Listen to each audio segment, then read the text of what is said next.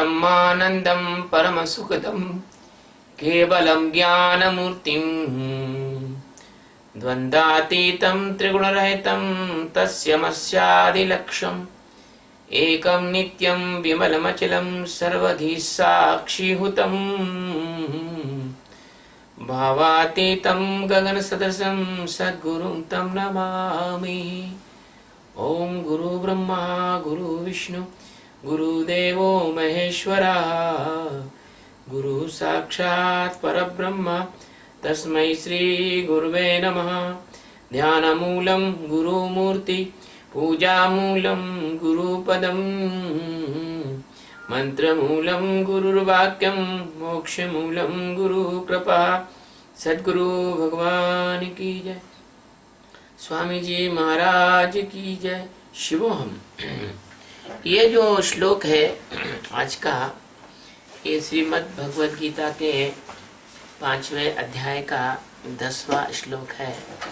और भगवान जो है इस श्लोक के माध्यम से ऐसा समझा रहे हैं कर्मयोगी को कि भाई अब तेरे से कुछ भी ना बने तो सारे कर्म मेरे को अर्पण कर दे, तो ही तेरा भी काम चल सकता है और तेरा उद्धार हो सकता है। तो श्लोक ऐसा है कि ब्रह्मण्याध्याय कर्माणि संगम त्यक्त्वा करोति यः लिप्यते न स पापेन पद्मपत्रमिवाम्भसः। देखिए, ब्रह्माणि अध्याय कर्माणि संगम त्यक्त्वा करोति यः लिप्यते न स पापेन पद्मपत्र इव अभाम्भसः। तो इसका ए तो हुआ संधि विक्षेप। अब इसका जो अर्थ है तो वो अर्थ जो है अब कैसा होगा?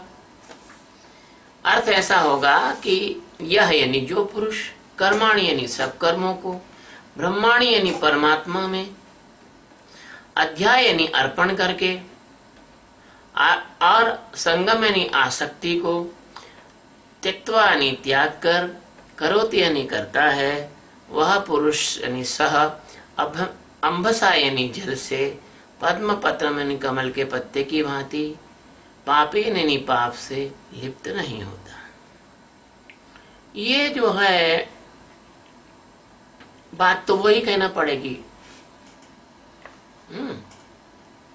जो तुम समझ सकते हो। तो इसका अर्थ है जो पुरुष सब कर्मों में परमात्मा में अर्पण करके और आसक्ति को त्याग कर कर्म करता है, वह पुरुष जल से कमल के पत्ते की भांति पाप से लिप्त नहीं होता।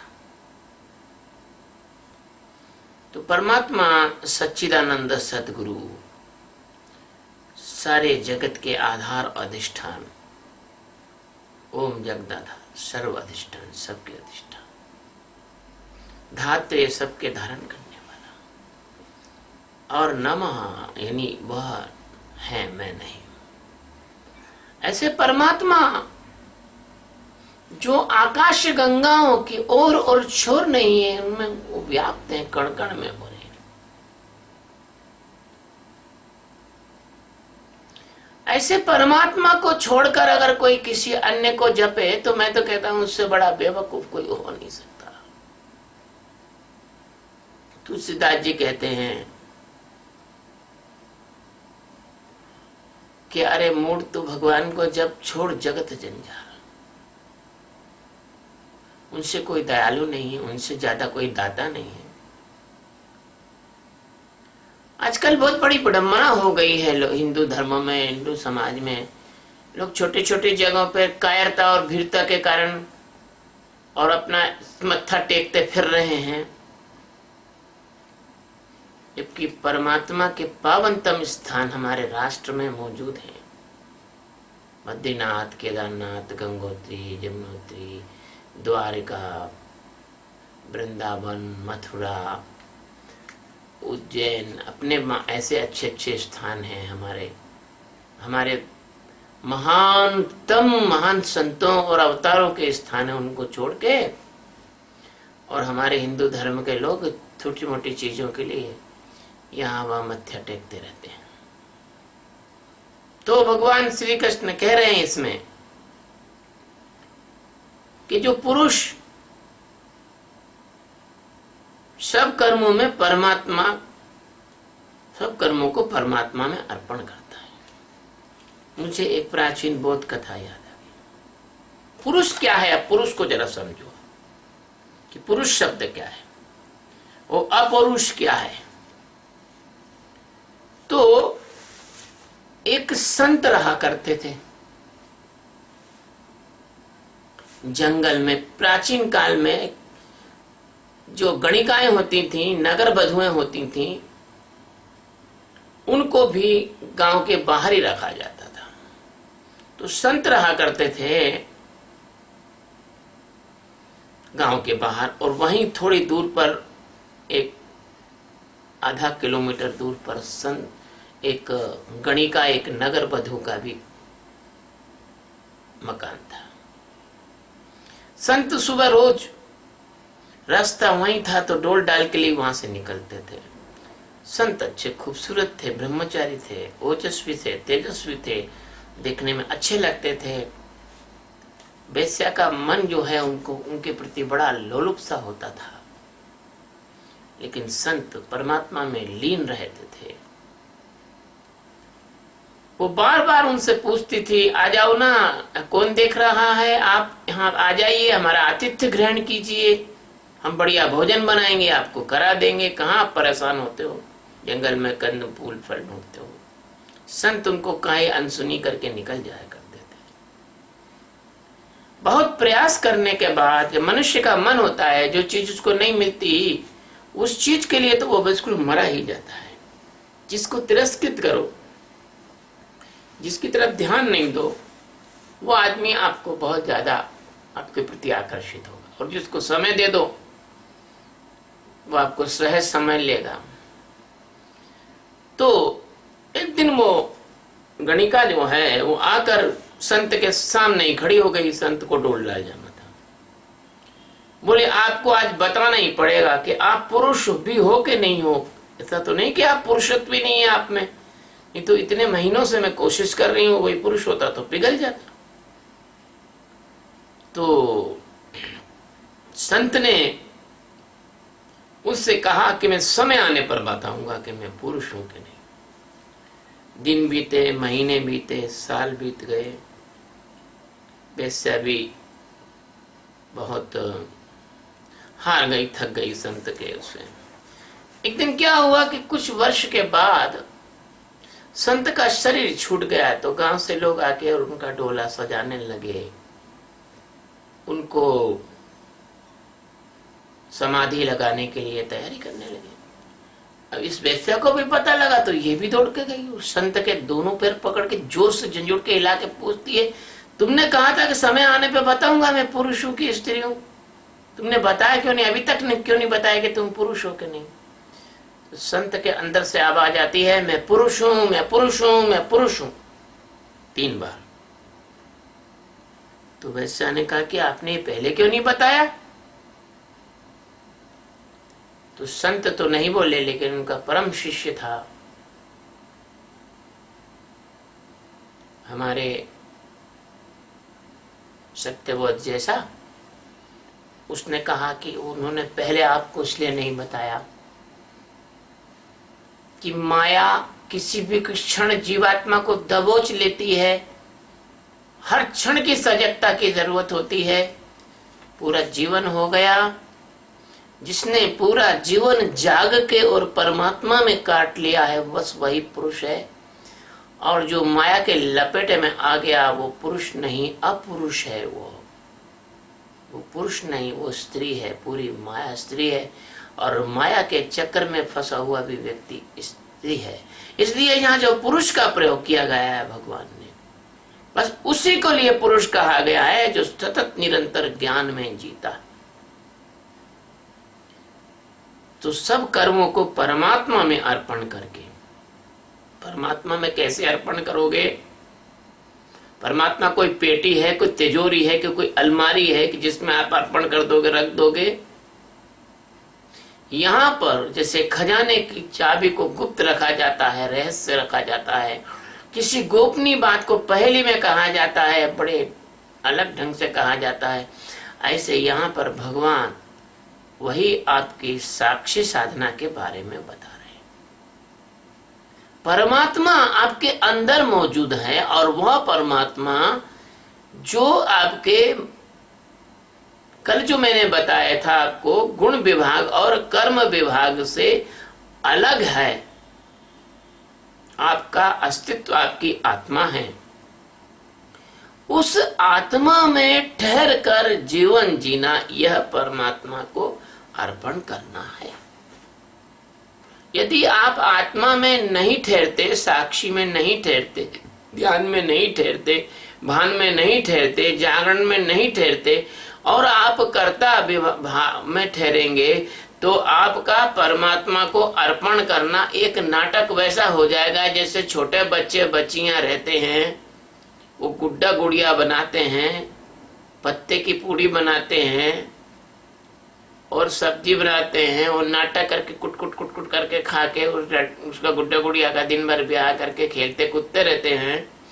ऐसे ही तुम पंडित पुजारियों के समान और इन लोगों के समान, जिनका मैं नाम लूंगा तो ये परेशान हो जाएंगे, इन लोगों के समान तुम भी धर्म का नाटक करके और अपने आप को मूर्ख बना के इस जगत में चले जाओगे, परमात्मा को अर्पण नहीं कर पाओगे। परमात्मा को अर्पण करने की जो कला है वो सिर्फ वही है कि आप अकर्ता में जिए, साक्षी में जिए, जाग कर जिए, देख देख कर जिए और ये देख कर जिए कि गुण विभाग और कर्म विभाग, इससे मैं कुछ हटकर कुछ अलग हूँ, ये इसको जान जान के जीना, यह परमात्मा में अर्पण करना है। जब परमात्मा में अर्पण करना, आगे का शब्द है आसक्ति को त्याग कर। ये दोनों एक दूसरे के पूरक हैं, कॉम्प्लीमेंट हैं, एक दूसरे के साथ जोड़े में आते हैं। जैसे रुपए सिक्का होता है, एक तरफ भारत लिखा रहता है, एक तरफ रुपया लिखा रहता है, ऐसे ही परमात्मा में अर्पण करना और आसक्ति का त्याग करना, ये दोनों एक ही सिक्के के दो पहलू हैं। चाहे परमात्मा में अर्पण कह लो या आसक्ति को त्याग कह लो। क्यों कि आसक्ति का मतलब होता है मन, बुद्धि, चित्त, अहंकार और स्थूल सूक्ष्म कारण शरीर में मैं और मेरापन होकर जीना, यह आसक्ति है। लेकिन अगर हम मन, बुद्धि, चित्त, अहंकार और मैं और स्थूल सूक्ष्म कारण शरीरों से हटकर उसके संग दोष से मुक्त होकर हम इस साक्षी के ध्यान की कला से यदि जीना सीख जाएं तो यह आसक्ति को त्याग करना होगा। यह आसक्ति को त्याग करना ही होगा। ऐसा आसक्ति को कोई त्याग करता है और फिर जीवन जीता है मस्ती के साथ, आनंद के साथ। तो भगवान एक उदाहरण से इस बात को समझा रहे हैं। परमात्मा सच्चिदानंद सतगुरु श्री कृष्ण भगवान जिनके नाम मात्र पुकारने से जीव का कल्याण होता है, जीव की उनकी तरफ जाने की व्यवस्था होती, उन पर दया होती है, सद्गुरु की प्राप्ति होती है, अंदर से परमात्मा को पाने की अभिप्सा जागती है। परमात्मा एक उदाहरण दे रहे हैं। कमल का पत्ता जैसे पानी में रहता है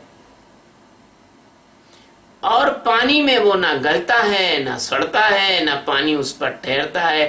तुमने कमल का पत्ता देखा होगा, पानी का बूंद अगर कमल के पत्ते पे गिर जाए तो गोल गोल मोती बन के तालाब में वापस चला जाता है। लेकिन कमल का पत्ता पानी में रहकर भी सड़ता नहीं। ऐसे कमल के पत्ते की भांति ही आप इतने स्ट्रांग हो जाएंगे, इतने मजबूत हो जाएंगे, इतने तटस्थ हो जाएंगे, इतनी समता में खड़े हो जाएंगे, इतना ज्यादा डिटेच हो जाएंगे कि चाह कर भी संसार की माया आप पर असर नहीं कर पाएगी, आपको लिपायमान नहीं कर पाएगी, आपको बांध नहीं कर पाएगी, बांध नहीं सकेगी। और पाप का मतलब क्या है? पाप और पुण्य का मतलब है, वाल्मीकि रामायण में जो मैंने बताया वो आया है, संसार में सबसे बड़ा पाप वह है कि जो व्यक्ति अपने आत्म स्वरूप को नहीं जानता। वाल्मीकि ऋषि कहते हैं संसार में सबसे बड़ा पाप। तो इस पाप से आप बच जाते हो कि आप अपने आप को जानने के कार्य में लग गए, यानी आप समस्त पापों से बच गए, समस्त पापों से बच गए। तो अंतःकरण में जीना यह समस्त पापों का मूल है। और अंतःकरण से हटकर जीना, अंतःकरण से हटकर जीना, समता में जीना, तटस्थता में जीना, होश पूर्वक जीना, जान जान कर जीना, जाग जाग कर जीना, यह अंतःकरण में जो जीना है यह समस्त कल्याण का और सब प्रकार की मुक्ति का मार्ग खोल देता है, रास्ता खोल देता है। बात करने को तो बहुत है, लेकिन जो परमात्मा को पाने के इच्छुक जो लोग होते हैं वो इशारे में भी समझ जाते हैं। आप लोग इस श्लोक का जो अर्थ है आप आज इसको इतना ही समझें, फालतू में इसको लंबा करने से कोई मतलब नहीं है। आप इसको इतना ही समझें कि जो व्यक्ति अपने कर्मों को परमात्मा में अर्पण कर दे, अर्थात अपने कर्मों को साक्षी में रहकर कर्म करे और कर्ता और भोक्ता से हट जाए और ठीक प्रकार से प्रकृति के नाटक को देखता हुआ, प्रकृति के नाटक को देखता हुआ और अपना अंतर अन्वेषण करता हुआ अंतःकरण से हटकर जो जीने लग जाता है वह संग दोष से मुक्त हो जाता है, आसक्ति से मुक्त हो जाता है और उसकी स्थिति वैसी हो जाती है जैसे कमल का पत्ता होता है। कमल का पत्ता जो होता है वह जल में रहकर भी जल से लिपायमान नहीं होता। ऐसे ही ऐसा व्यक्ति संसार में रहकर भी संसार से लिपायमान नहीं होता। संसार में तो रहता है लेकिन संसार उस पर प्रभाव नहीं डाल पाता। उसके आसपास और कोई जीव आ जाते हैं वो भी संसार से मुक्त हो जाते हैं। ऐसा यह ज्ञान का कवच है, ऐसा यह ज्ञान का प्रभाव है, ऐसा इस ज्ञान की सुरक्षा है, ऐसा इस ज्ञान का परम कल्याणकारी परिणाम है। सद्गुरु भगवान की जय, स्वामी जी महाराज की जय। शिव।